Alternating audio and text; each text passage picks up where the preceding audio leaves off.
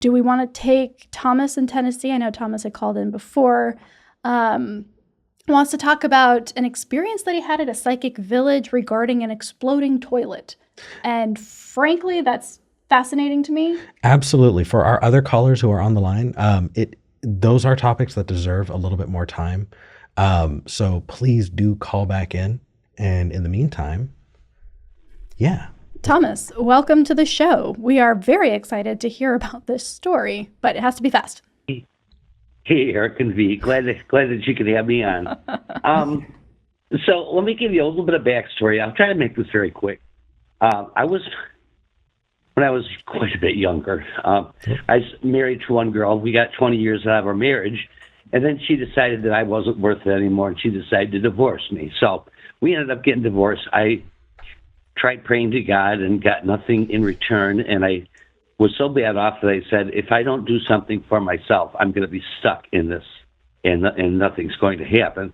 And that's when I became an atheist, and that was about 12 years ago. Okay. Anyway, I got remarried. I'm very happy. Oh, good. I'm extremely happy. And things are going very well. But in that first marriage, one time we decided to take a summer vacation. We just decided it was just going to be a day thing, and we were going to hang around our area, which in this case is southwestern New York State. Okay. Which is, close to the Pennsylvania border. But there is a little hamlet, what they call a hamlet out there. It's kind of like a tiny village. It's very quaint and cute. It's a very cool place.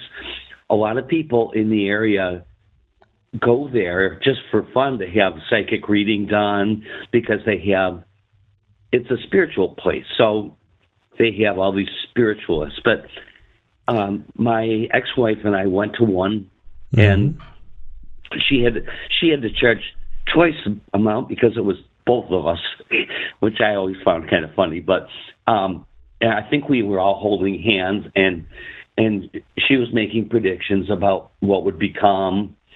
And she said, I'm seeing water in walls. And neither of us could figure out, what is she talking about, water in walls? That's the only thing I remember about the conversation. Okay. And the reason that is because when we got back from vacation, it was time to go to bed. It was nighttime. And we settled in. Mm-hmm. And my ex woke me up and she said, you're not going to believe this, but I'm hearing water in the wall. Oh, no. I'm like, what? So I put my ear up near it, and it was like, sure enough, that's water. And I went up to the second floor, and the toilet had exploded. I've never heard or seen that before, but I guess it can happen. It can. We've also experienced that. That sucks. Yeah, the 2 a.m. bailing out your restroom. We had a couple months ago. Mm-hmm. It was truly awful. Shout out to Thomas and Hannah. We showed up at their door at 4 a.m, covered in waste. It was. Can we sleep here? Yeah. All right. So your toilet exploded. Yeah. Oh boy. Yeah. But yeah, so I went down to the basement. And of course, the basement's kind of flooded out. A couple inches on the ground there, but. We just laughed because it was so odd. Now, I was, a believer back then, obviously, but we just found it a very odd experience. I mean, how do you think that she got that? Because water in walls is so nonspecific. Like if she said, I'm seeing electrical problems or something, or even plumbing problems, but, she said water in walls. Well, very funny. I definitely have a take, but I don't want to dive in right away. Do you have anything? Or you know what? To me, that just seems like a really, really cool, weird coincidence. Like for me, but also like I would say, hey, if a toilet hadn't exploded and nothing had happened there, you could look back and be like, well, water in the walls could mean like a hidden problem that we didn't quite know about and was causing some damage that we didn't see at the time, and like read that into maybe the situation with your ex or whatever. Like I think that as somebody who reads tarot, you can very easily find things and be like, oh, that definitely means that thing over there, or this could be literal, it could be metaphorical, it could be anything. Yeah. But it's super cool. Like, that is something that's exciting to me. Okay. Yeah, what's your take? It's funny. I mean, that's the way I look at it. It's, kind of something to look back and laugh about, because I don't believe that kind of stuff, Yeah. It's something that you did for fun. But here's the thing, Thomas.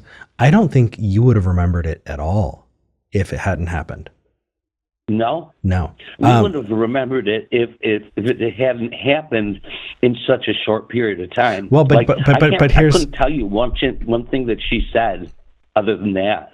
Well, and that's the thing. If she would have said something else that may have happened recently after, you would have remembered it. Mm-hmm. It's the way that our minds work. In fact, just looking at the way that psychics do readings, it is amazing the number of predictions that get thrown out there. It's just throwing spaghetti at the wall to see what sticks, and then whatever sticks, that's what you look at and go, oh, hey, yeah, that's it. It's actually there's a fallacy underneath it.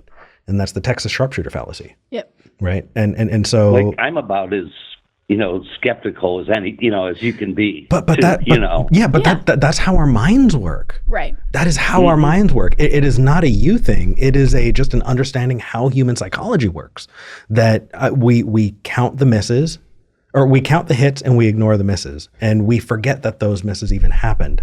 There have been studies that have asked people, hey, how many predictions were thrown out there when you were at that psychic? And people usually only guess a fraction. They think, oh, well, there were 12 predictions, when in fact there were 200.